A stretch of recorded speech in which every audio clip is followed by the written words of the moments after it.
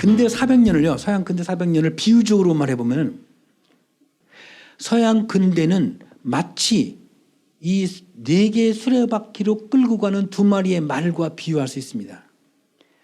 이 4개의 수레바퀴는 각각 개인주의, 자유주의, 자본주의, 민주주의 요 4가지의 이데올로기 4개의 이 수레바퀴를 굴러가도록 해줬던 윤활유 역할을 했던 것이 2개가 있는데 하나가 사회계약론입니다. 이거 우리말로 바꿔 말하면 약속 지키기예요. 그러니까 서양의 근대를 이해할 때 계약론을 빼놓고 이해하는 것은 불가능합니다. 쉽게 말하면 적어도 약속은 약속이다, 약속은 지켜야 된다라고 하는 사회적 합의가 서양의 근대 사회를 끌고 온 눈에 보이지 않는 윤활유 역할을 했다고 봅니다. 그 다음에 또 하나의 윤활유가 관용의 윤리입니다. 톨레랑스입니다. 톨러런스. 톨러레이션은 관용의 윤리가 서양 근대 400년 동안을 그나마 이 4개의 수레바퀴가 잘 굴러가도록 윤활유 역할을 해줬다고 봅니다. 그러니까 관용의 위치나 기능은 그 사회가 적어도 민주주의든 개인주의든 자본주의든 자유주의든 이런 소위 근대화의 과정 속에서 중요한 사회적 충돌과 갈등을 완화시켜주는 그런 윤활유의 역할을 했다 이렇게 볼 수가 있습니다. 자, 관용을 정의를 좀 몇 가지를 해볼 텐데요. 관용은 승인하고 싶지 않은 대상에 대해서 의도적으로 허용하거나 승인하는 실천이며 이 실천이 의미 있기 위해서는 그것을 허용하지 않을 수 있는 위치에 있을 때만 그러하다. 말이 조금 어려울 수 있습니다. OED는 옥스퍼드 잉글리시 딕셔너리의 정의인데요. 어떤 것에 대해서 강력하게 반대하면서도 동시에 용납하는 것, 이걸 관용이라고 정의했고요. 프레스턴 킹이라는 사람이 정의한 걸 보면 반대하는 것에 대해서 부정적 행위를 자발적으로 중지하는 것, Voluntary Suspension of Negative Act라고 하는데 부정적 행위를 자발적으로 중지하는 것을 우리는 관용이라고 말한다 이렇게 말하기도 하고요. 여기서 말하는 부정적 행위의 자발적 중지라고 할 때 그 부정적 행위란 것은 아주 낮은 단계의 거부, 모욕, 혐오 발언, 억압, 권리 박탈, 처벌, 물리적인 폭력, 테러, 사진까지 어떤 이런 부정적 행위를 자발적으로 중지할 때 싫지만 이걸 다 이 여러 가지 정의를 쉽게 정리해 보면 반대 플러스 용납 이렇게 말할 수 있습니다. 관용은 그래서 여기 허용하지 않을 수 있는 위치에 있을 때만 그러하다는 말이 그겁니다. 싫어하지만 싫어하는 대상에 대해서 내가 그걸 의도적으로 허용하거나 승인하지만 그걸 하지 않을 수 있는 힘이 있을 때 이게 관용입니다. 그럼에도 불구하고 참고 용납하고 인내할 때 우리는 관용이라는 말을 쓸 수가 있습니다. 그러면 왜 이래야 되는가? 왜 관용은 필요하고 싫어하고 미워하면 미워한다고 말하고 배제하고 제거하고 거부하면 되지 왜 참고 인내하고 받아들이고 수용해야만 하는가? 그 관용을 해야 하는 어떤 정당화의 논의는 17세기 이후에 20세기까지 꾸준히 많은 철학자들에 의해서 관용에 대한 논의가 있어 왔고요. 또는 그런 정당화의 논리들을 개발해 왔습니다. 지나친 신념, 확고한 신념을 가진 사람은 오히려 불관용의 태도를 갖기가 쉽습니다. 너무 지나친 신념은 위험할 수가 있어요. 내 신념도 내 양심도 때때로 틀릴 수가 있고 오류를 범할 수 있다라고 하는 가능성을 열어놔야 타자의 다른 사람의 양심과 다른 사람의 신념에 대해서 수용할 수 있는 여지가 생긴다고 볼 수 있습니다. 그래서 이걸 좀 정리를 해보면요. 우리가 관용을 해야 하는 이유 또는 관용의 정당화의 이유를 얘기할 때 적어도 이 3가지 태도는 가지고 있어야 된다고 봅니다. 회의주의적 태도입니다. 그 다음에 이제 오류 가능성입니다. 이 머뭇거림이라는 표현이 참 의미가 있습니다. 영어로 디피덴스라고 수줍음 이런 말로도 되는데 진리를 말할 때 머뭇거리지 않고 말할 수 있을까? 얼마나 확신에 찬 진리에 대한 표현들이나 발언들은 때때로 위험할 수가 있습니다. 정말 진리라고 말하는 것조차도 머뭇거리면서 조심스럽게 신중하게 말하는 태도. 그래야 광신으로 빠지지 않을 수 있고 맹신으로 빠지지 않을 수 있고 불관용적인 태도를 갖지 않을 수가 있습니다. 세 번째 이제 비판 정신, 반성적 태도인데요. 이건 토론의 세계, 학문의 세계, 이론의 세계에서만 필요한 게 아니고 일상 속에서도 타자와 대화할 때 또는 어떤 논쟁할 때 가장 기본적으로 생각해보는 태도가 비판 정신 또는 반성적 태도라고 볼 수 있습니다. 저는 제 개인적인 제 책에서 관용의 정당화 방법 세 가지를 얘기했는데, 먼저 분별로부터의 논증, 간단히 설명 이렇습니다. 이건 이제 실용주의 또는 공리주의적 논증이라고 바꿔 말할 수 있는데요. 왜 관용해야 하는가? 먼저 실용주의적 또는 공리주의 관점에서 보면은 관용하는 것이 불관용하는 것보다 훨씬 나으니까, 효과가 더 크니까, 저비용 고효율이니까 이겁니다. 합리성에 대한 논증, 이거는 인간이 이성적 존재이고 저도 합리적인 존재이기 때문에 어떤 것이 보다 합리적이냐, 관용하는 것이 합리적이냐, 불관용한 것이 합리적이냐 할 때 관용이 더 합리적이기 때문에 관용해야 된다는 거예요.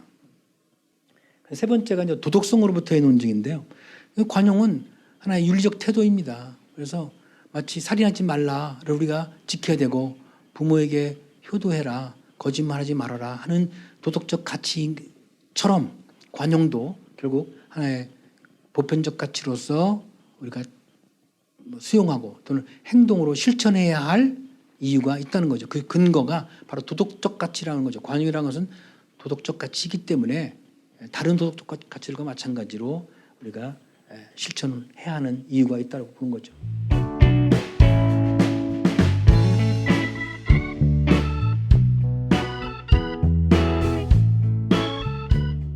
사무엘 헌팅턴은 문명의 충돌에서 이렇게 말합니다. 문명 간 충돌의 접점은 종족과 종교의 동질성을 근거로 한 문화적 정체성에 있다. 여기가 바로 충돌 지점이다. 앞으로 미래 사회는 이 충돌 때문에 상당히 어려움을 겪게 될 것이다 라고 얘기를 하고 있습니다. 아마 신념들 사이의 충돌 중에 제일 심각한 충돌이 이데올로기 충돌하고 이 종교적 충돌인 것 같습니다. 갈등은 어쩔 수 우리가 껴안고 살아야 되고 더불어 살아야 하는 하나의 그 현상이지 갈등을 절대 해결할 수는 없습니다. 그러니까 종교적 갈등도 종교적 신념 사이의 충돌도 완전 해소는 불가능합니다. 다만 이런 종교적 신념 사이의 충돌을 어떻게 조금은 완화할 것과 조정하고 절충할 것인가, 이제 이 문제에 오히려 초점이 맞춰야 된다고 봅니다. 그래서 제가 개인적으로 그냥 한 세 가지 정도 종교적 불관용의 해소 방법으로 제안을 해보는데요. 종교 분리의 원칙입니다. 존 로크라고 하는 10세 영국 철학자의 종교적 관용론의 핵심 키워드가 종교 분리의 원칙입니다. 정치와 종교는 다르다는 겁니다. 그다음에 이제 종교 다원주의와 타자존중의 원리인데, 이거 프란치스코 교황이 행복 10계명 중에 있는 첫 번째 계명하고 9번째 계명인데요. 우리는 어느 날 종교 다원주의 사회에 살고 있는 건 확실합니다. 다양한 종교가 공존해야 되죠. 그래서 이제 제가 인용한 건지만 다른 사람의 삶을 인정하고 서로 자신의 방식대로 살게 내버려둬라. 이게 행복 첫 번째 계명입니다. 마지막 아홉 번째 계명은 타인을 개종시키려 하지 말고 그들의 믿음을 존중하라. 근데 종교 간 대화의 지속적인 노력인데요.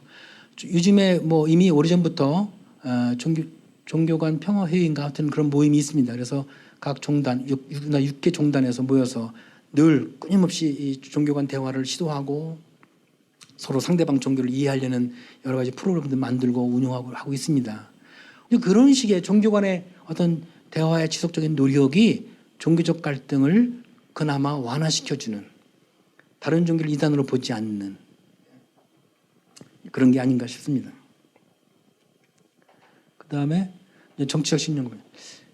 우리 사회에 이런 사회통합 얘기 많이 합니다. 그런데 이 사회통합을 위한 구체적인 방식도 있고 여러 제도도 있고 많이 있지만 결국 사회적 통합을 위한 아주 기초적인 작업은 관용에 대한 태도를, 정치적 관용에 대한 나와 정치적 신념이 다른 타자도 존중해주는 정치적 관용에 대한 교육 없이 사회통합이란 저는 불가능하다고 봅니다.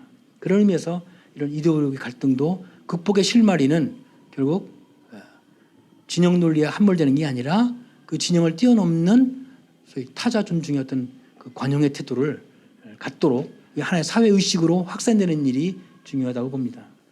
그다음에 사회문화 신념, 이거 연고주의인데요. 지역, 지연, 혈연, 학연. 저는 이걸 3대 악연이라고 늘 얘기를 하는데 이 연고주의가 얼마나 배타적이고 불관용적이었는가는 굳이 말할 필요도 없을 것입니다. 직윤주의란 말 들어보셨어요? 처음 못 들어보셨을 거예요. 이게요, 불행하게도 서울대학교 학생들이 만들어낸 용어입니다. 직윤층은 지역 균형 전형으로 들어온 학생들입니다. 무지무지하게 혐오하는 발언입니다, 이게. 왜냐하면 사회적 배려자라든지 지역 균형 그 제도에 의해서 들어온 학생들은 학교에서 그게 성적이 우수하지 않아도 사회적 배려, 그 약자들을 배려한다든지 지역 균형 인재를 등용한다라는 좋은 취지에서 서울대 입학 기회를 주는 겁니다. 그런 전형 방식으로 들어온 학생들을 직윤충이라고 합니다. 벌레로 취급하는 거 아닙니까? 충이라는 말은. 이런 용어는 상대방을 폄하하고 무시하고 불관용하는 배척하는 용어들이죠. 예, 그러니까 우리는 집단 동일화의 의식이 강합니다. 우리끼리. 그러니까 남이가. 그룹 아이덴티피케이션이라는 집단 동일 의식, 이거는 우리 문화의 뿌리입니다. 이런 식의 지연이나 학연 같은 그 연고주의를 극복하지 않고서는 여전히 우리 사회가 분열과 아니면 갈등을 겪게 될 겁니다. 이걸 저는 그냥 넓은 의미에서 사회 문화적인 신념들과 충돌을 일으키는 지점에서 관용의 윤리가 필요하다, 이렇게 얘기를 해보는 겁니다. 그다음에 이제 그 두 번째 사례가 이제 가부장적 문화와 여성 혐오주의인데요. 뭐 요즘은 많이 이제 그런 여성주의자들이나 또는 여성에 대한 어떤 그 평등 의식이 많이 성장했기 때문에 조금 이렇게 이제 균형을 이루고 있지만은 어쨌든 아직도 여전히 우리 의식 가운데는 이런 여성 폄하주의나 혐오주의가 뿌리 깊게 남아 있다고 볼 수 있습니다. 이분법 선구분, 상대방 성에 대한 혐오주의가 되어 있고요. 그 롤랑 바르트가 했다는 말인데요. 이분법이 사라지는 곳에 낙원이 있다. 세상에 어떻게 흑백만 있습니까? 어떻게 너와 나, 그러니까 이분법적으로 옳고 그름만 있고 뭐 좌와 우만 있습니까, 세상에? 또 남성과 여성만 있는 건 아니죠. 제3의 성, 메일과 피메일과 non binary. 이미 유럽에서는 이 제3의 성에 대한 그 영역을 인정해 주자는 운동들이 일어나고 있죠. 그래서 여권에 메일과 피메일 말고 non binary를 쓰도록 그렇게 열어놨죠. 스웨덴인가 어딘가에서요. 최근에. 그러니까 그 제3의 성 또는 아니면 그 동성애 문제도 다 관련돼 있는데요. 이런 식으로 이제 성에 대한 그 소수자들의 권리와 뭐 자유와 인권을 위해서 우리가 이제 전향적인 태도를 이제 가질 때가 돼 있고요. 또 그런 논의를 이제 해야 될 때가 됐다고 봅니다. 그 논의의 토대에 관용적 태도가 없이는 논의는 한 발짝도 나갈 수 없다고 봅니다. 자, 이민작 불관용 정책. 뭐 우리나라가 아직까지 심각하지는 않지만은 이미 지난 한 2, 3년 사이에 유럽이 지금 홍역을 앓고 있는 것이 난민 문제죠. 이민자 문제죠. 이제까지 유럽의 근대화의 과정을 거치면서 인류의 보편적 가치를 믿어왔던 타자에 대한 존중과 그죠? 관용의 정신이 이제 실험장에 좀 놓여 있습니다. 우리나라도 이 다문화주의나 다문화 사회 또는 다문화 가정 이런 용어 많이 씁니다. 그래서 정부에서도 많은 예산을 들여서 다문화 가정들을 지원하는 프로그램이나 또는 제도나 뭐 실질적인 지원들을 많이 하고 있어요. 그래서 다문화 교육한다고 하면서 이주자들이나 이민자들에 대한 교육이 중요한 게 아니고요. 사실 그들을 대하는 내국인들을 위한 교육이 난 더 필요하다고 생각합니다. 이민자들을 바라보는 우리의 태도의 변화가 없이는 직접 그 당사자들에 대한 지원 갖고는 충분치 않다고 보는 겁니다. 그래서 우리 아이들한테 피부색깔이 다르고 종교가 다르고 문화가 다른 아이들과 같이 어울려 살 수 있는 관용적 태도를 우리 아이들한테 가르쳐주지 않고 또 우리가 스스로 배우지 않으면은 훈련되지 않으면은 난 이건 반쪽짜리 다문화 사회로 갈 수밖에 없다고 저는 봅니다.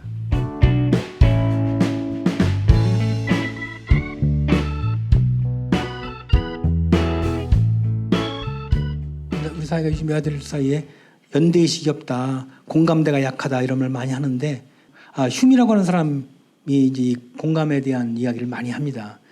그래서 이 자연이 인간에게 제공한 가장 위대한 위사성은 바로 공감력에 있다. 그러니까 공감 누구에게나 다 공감력이 있다는 거예요. 예. 아담 스미스 같은 시대 사람인데 공감이란 다른 사람의 기쁨에 대한 동포 감정이 아니라 그들의 고통에 대한 동포 감정이다. 그러니까 기쁨과 행복과 즐거움에 대한 공감하기보다는 아픔과 고통에 대해서 공감하기가 훨씬 쉽죠. 그래서 요즘에 교육학계에서도 이 공감 교육에 대한 중요성에 주목하고 교육 프로그램을 통해서 어떻게 아이들에게 공감력을 길러줄 것인가 하는 교육들을 많이 하고 있습니다. 그다음 이제 충서 교육인데요. 이 관용이라는 말이 한자어잖아요. 이 한자어를 우리말로 한번 풀어 말하면 뭐에 가장 가까울까? 우리 그 학문적 전통에서 이 관용이라는 말과 가장 유사한 용어를 찾다가 제가 본 게 서입니다. 사실은 내가 내 마음은 잘 알아요. 근데 다른 사람 마음은 몰라요. 그 안에 마음에 들어갈 수가 없기 때문에. 그러나 아까 힘이 말한 것처럼 자연적 유사성 때문에 내 마음을 보면은 내 마음을 미루어서 다른 사람도 이 마음일 것이다 라고 미루어 짐작할 수 있는 것. 이게 서입니다. 그래서 서자가 같을 여자에다가 마음 심자 쓴 거예요. 용서도 저 서자 쓰죠. 용납하고 받아들이는 겁니다. 그러니까 다른 사람과 내 마음이 같아지도록 하는 것. 이걸 더 쉬운 말로 말하면 역지사지입니다. 입장 바꿔 생각하는 거예요. 그 다음에 토론문화 일상화인데요. 칼 포퍼가 그 관용과 지식의 책임이라는 논문에서 이 세 가지 관용의 원칙 세 가지를 제안을 합니다. 제1원칙은 아마도 내가 틀릴 수 있고 당신이 옳을 수 있다. 그러나 우리는 모두는 쉽게 틀릴 수 있다. 그러니까 토론하고 논쟁하고 진리를 탐구해 나가는 과정에서 첫 번째 원칙 이거를 지켜야 된다는 거죠. 나도 틀릴 수 있고 당신이 옳을 수 있어. 또 거꾸로도 마찬가지입니다. 내가 맞고 당신이 틀릴 수 있어. 우리 모두는 틀릴 수가 있다. 두 번째, 그렇기 때문에 무슨 일이든지 합리적으로 이야기함으로써 우리는 우리의 어떤 잘못도 고칠 수 있고 수정할 수 있다. 이게 두 번째 관용의 원칙입니다. 세 번째가 우리가 합리적으로만 이야기한다면 우리 모두는 조금 더 점점 더 진리에 가까이 도달할 수 있다. 토론해보자, 이야기해보자, 말로 해보자입니다. 폭탄이나 칼이나 총이 아니라 대포가 아니라 말로 해보자. 따져보고 토론해보자. 관용은 실천하기 쉽지 않지만 행동해야만 하는 도덕적 명령이고요. 갈등이 있는 곳에 갈등은 만병통치약은 아닙니다. 결코. 그러나 갈등이 있는 곳에 관용의 정신은 아주 빛나는 별처럼 발휘가 될 거라고 봅니다.